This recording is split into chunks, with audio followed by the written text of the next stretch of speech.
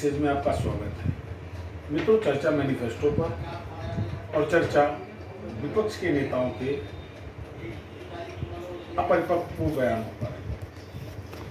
पिछली बार मैंने आपके साथ कांग्रेस के मैनिफेस्टो के कुछ पॉइंट्स पे चर्चा की थी। आज भाजपा के मैनिफेस्टो में तथाकथित प्रधानमंत्री अन्न योजना के तहत आगामी 5 वर्षों के लिए फिर 80 करोड़ लोगों को निःशुल्क राशन देने की बात कही गई है यदि सरकार आती है। मित्रों, सोचने वाली बात है कि 5 किलो राशन का निःशुल्क वितरण क्या ये वोट खरीदने का प्रलोभन नहीं?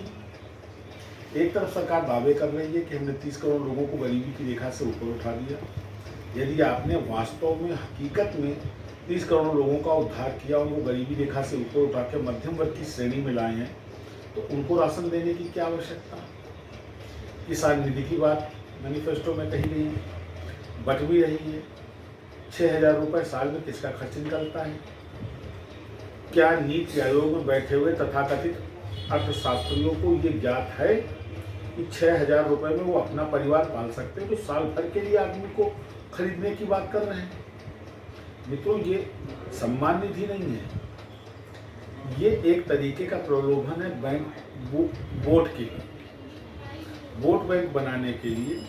इस तरीके के प्रलोभन कांग्रेस 4 हाथ आगे निकल गई। वो 1 लाख रुपए महीना सालाना महिलाओं को देने की बात कर रही है। हमारे विकास का पैसा ऐसे बांटा जा रहा है जैसे लंगर चल रहा हो।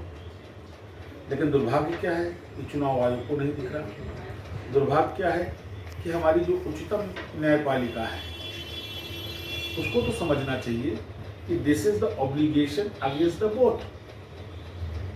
मैंने पिछले वीडियो में भी आपसे बात कही थी, हिंदुस्तान अकेला ऐसा देश है जहाँ खुलकर हॉर्स ट्रेडिंग होती है, लोगों की अंतरात्मा एकदम से जगती है। तथाकथित कारणों के चलते कहीं भी ओबलाइज किए गए हों तो वो अपना क्रॉस वोटिंग कर देते हैं। तो ये सारी चीज़ें कहीं ना कहीं अप्रत्यक्ष रूप से जो हमारे संवैधानिक अधिकार है, right of security and safety, हमारे वोट की सुरक्षा का अधिकार हमको भारत का संविधान देता है, ये उसकी खुली अवहेलना है, अवमानना है। हमारे वोट को खरीदा जाता है। मैनिफेस्टो में तथाकथित लुभावने वादे करते हैं और ये चीज़ दोनों ही पार्टियों पर कमोबेश लागू है। भाजपा भी अपने मैनिफेस्टो में फ्री के वितरण की बात करती है, गरीबों को निःशुल्क बिजली दी जाएगी। क्यों भाई, क्यों? आप उनसे पैसा लीजिए, अलग बात है, उनको सब्सिडाइज रेट पर दीजिए। जिस तरीके से 17 रुपये 66 पैसे देकर भाजपा सरकार आम हिंदुस्तानी नागरिक को इस बात का एहसास कराती है कि देखो ये 17 रुपये 66 पैसे की भीख आई है तुम्हारे खाते में, उस नागरिक को जो हर खरीद के ऊपर भारत सरकार को कर दे रहा है और भारत सरकार उसको इस तरीके से अपमानित कर रही है। 17 रुपये 66 पैसे की सब्सिडी गैस पे एक मजाक है, प्रत्यक्ष अवमानना है हमारे नागरिक अधिकारों की, हमारी नागरिक गरिमा की। फ्री में बिजली देंगे, फ्री में राशन बांटेंगे, सम्मान निधि के नाम पर फ्री में पैसा देंगे, तो कांग्रेस 1 लाख रुपया बांटेगी महिलाओं को। क्या मित्रों, इन नीतियों पर भारत का चुनाव हो रहा है?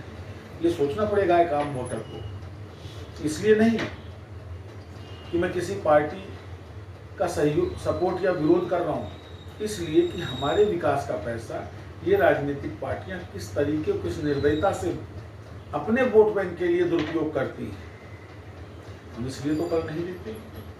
हम पे एक तरफ करों का बोझ लादा जा रहा है और दूसरी तरफ हमारे ही करके पैसों से इस तरीके के फ्री बीज बांटे जा रहे हैं, निःशुल्क वितरण किया जा रहा है अपने वोट के लिए। इस तरीके के वोटों से न तो भारत का लोकतंत्र बचेगा और न भारत के मतदाता की गरिमा। ये बात चुनाव आयोग को समझनी चाहिए। ये उनका संवैधानिक दायित्व है, कर्तव्य है, देश के प्रति उनकी निष्ठा का सवाल है। इतना मत आंखें बंद करिए। मेरा अनुरोध है चुनाव आयोग से, मुख्य चुनाव आयोग से, उनके साथी 2 चुनाव आयुक्तों से, कि इस चीज़ को समझें कि किस तरह वोट के लिए फ्रीबीज की बातें मैनिफेस्टो में करके आम मतदाता को प्रलोभन दिया जा रहा है, उसके वोट की कीमत लगाई जा रही है। इसको अविलंब रोके जाने की आवश्यकता है। तो दूसरी तरफ एबीपी की एक न्यूज़ में देख रहा था, हालांकि मैंने चैनल पे तो नहीं देखे लेकिन उसके स्क्रीनशॉट देखे हैं।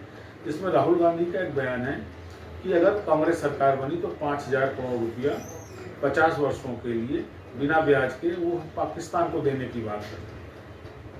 मित्रों, क्या ये मजाक नहीं लगता? क्या आपको लगता नहीं कि अपरिपक्वता की ये पराकाष्ठा है? हम उस देश को पैसा देने की बात कर रहे हैं जिसको एक बार दिया था तो आज तक उस बेल को हम सहज रहे हैं। अब 5,000 करोड़ दे करके राहुल गांधी क्या कहना चाहते हैं? इतना तुष्टीकरण नहीं होना चाहिए। ये सेक्युलरिज्म नहीं है, ये तुष्टीकरण है। ये अगेंस्ट कंट्री पॉलिसी है जिसका खुलेआम विरोध होना चाहिए।